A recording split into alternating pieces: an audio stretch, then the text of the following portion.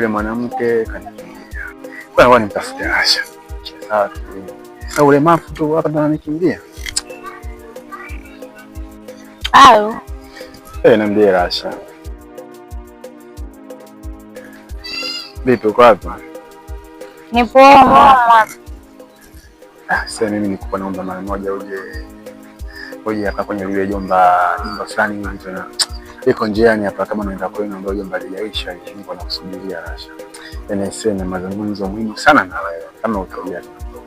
Okay, haina shida nakuja.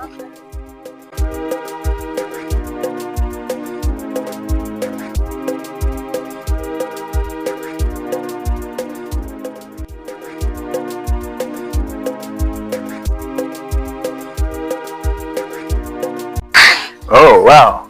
Umekaa kwenye sehemu ya majani hatari. Sasa ndio pazuri hapa jamani. Ndio kayo.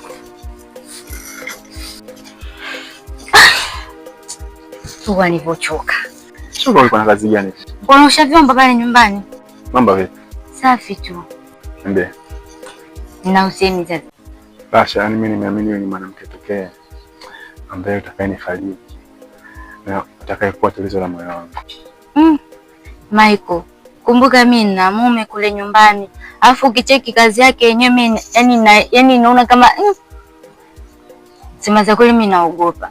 Nikikucheki na wewe hali yako na yeye jinsi alivyo. Kama ukicheki mwanajeshi, si shida nyingine hiyo. Asha, mimi najua una mume. Lakini kiapa nitakachofanya mimi na wewe itakuwa itabaki kwa siri yetu mimi na wewe Asha. Mimi naamini hataweza kujua kwa sababu mtu wa serikali huwa anatoka asubuhi. Asha, naomba nikubalie ombi langu. Mimi naamini nitafanya itakuwa siri baina yangu mimi na wewe. Atajua chochote kuhusu hili. Naomba nikubalie. Hivi unajua kwa kunaga siri za watu wawili? Nani atamwambia sasa? Hiyo siku tukifumwa itakuwaje? Kwanza mimi haniwezi bwana. Hauna nina sabuni katika mguu. Mimi sijamaanisha hivyo. Nina nguvu zangu na ninaonaje? Au sababu naona ni mlemavu. Mimi sijamaanisha hivyo. Kumbuka yule mwana sheria. Sasa kipingamizi kiko wapi Asha hapo? Una kipingamizi gani cha kunikubalia mimi? Mimi si ndo nitakayasirika nayo mumeo? Mimi ndo nitakasirika na mumeo sio wewe. Mimi kama kupambana naye nitapambana naye. Ile kikubwa tu moyo wangu, Asha moyo wangu. Mimi naumia. Sijakataa. Issue je akitufuma? Niachie mimi.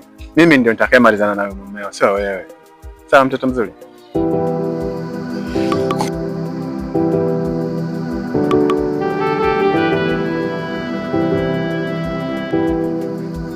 Ila kumbuka mume wangu mimi ni polisi, ni mwanasheria. Sisemi sana.